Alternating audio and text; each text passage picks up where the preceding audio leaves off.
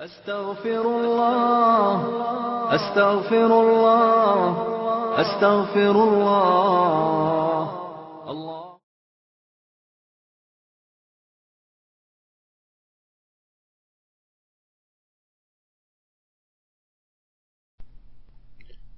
Just as we have seen what these cells look like in a smear of a person's blood, we will now look at what these cells look like in a smear of a person's bone marrow, which make the blood cells that we see in the peripheral smear.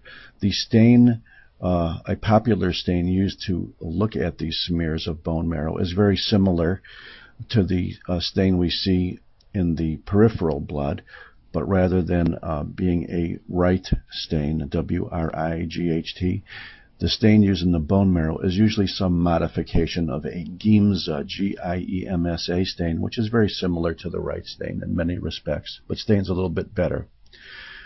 This is a smear of a person's bone marrow. The white round areas are probably areas of fat, and that, just like we see in the tissue sections, round, fairly distinct lobular areas usually represent fat because the bone marrow is largely fat. The next thing that we notice on low power of the bone marrow is that there are some cells, like here, and here, and here, and here, which look incredibly large, or perhaps 50 times larger than most of the other cells. These are the megakaryocytes. These are the cells that are making platelets. Here is a nice megakaryocyte here, and here's one here, and here's a couple down here. And just to give you a nice quick view of a megakaryocyte, they have a tremendous amount of fuzzy cytoplasm, and this is where the platelets come from.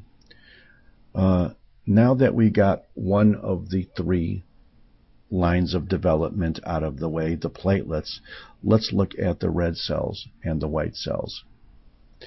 Even though red cells are about 1,000 times more common than white cells on a peripheral smear, in the bone marrow the ratio is reversed because white cells have a tremendously shorter lifetime than red cells, so they have to be turned over faster.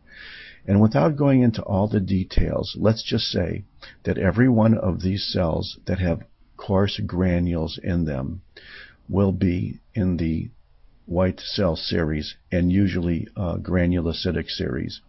And in addition, if we see that some of these granules, for example, like here, look very red and have a bilobe nucleus, we know that this is either an eosinophil or something that will soon give rise to a mature eosinophil. The rest of these are granulocytes, granulocyte, granulocyte, granulocyte, granulocyte. The cells which have a round nucleus and a very dark blue cytoplasm are the precursors to the red cells. These are called normoblasts, and they generally mature from very large cells with a lot of cytoplasm to very, very small cells in which the nucleus is eventually lost, and a mature red cell, like you see here, is then produced. I don't think we should go into it in any more detail than that. Here are a couple of red cell precursors. Here's probably a red cell precursor. Here's probably a later red cell precursor. And notice that as a cell matures, the nucleus gets smaller and darker, and eventually is extruded. So we have seen the general granulocytes, some of which may contain red or blue granules for eosinophils or basophils respectively. We have seen a megakaryocyte, perhaps pinching off some platelets here or here. And let's just cruise around for a little bit longer, and perhaps we could see a few other things. You know, this is a nice normoblast. There are various kinds of normoblasts, but for all practical purposes, let's call any red cell precursor that has a nucleus a normoblast. Here is a large open single cell that is not lobulated with granulocytes. This could very easily be a monocyte precursor. And as you know, monocytes are functionally and derivationally the same as macrophages. Here's a red cell precursor, red cell, red cell. Here's an eosinophilic precursor. There's another red cell precursors. And remember, if a cell doesn't have cytoplasm or is squished or damaged or smushed, don't try to identify it. It's a sucker play. Here, but if you do see a cell that's very round and has a little lip of blue cytoplasm, almost certainly it's a lymphocyte or lymphocyte precursor.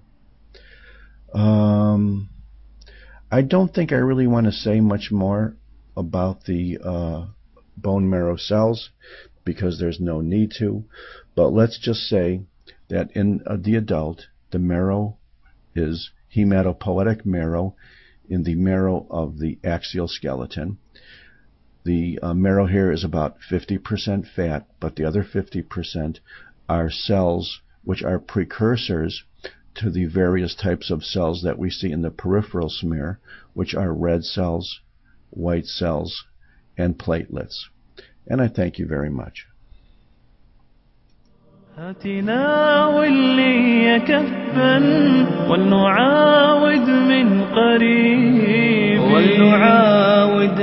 قريب ولنعد للنور صفا عهد ماضينا الأريب يا عسى الرحمن يهدي كل صبار منيب ويعيد الحب يندي بالهدى قلب الحبيب يا عسى الرحمن يهدي كل صبار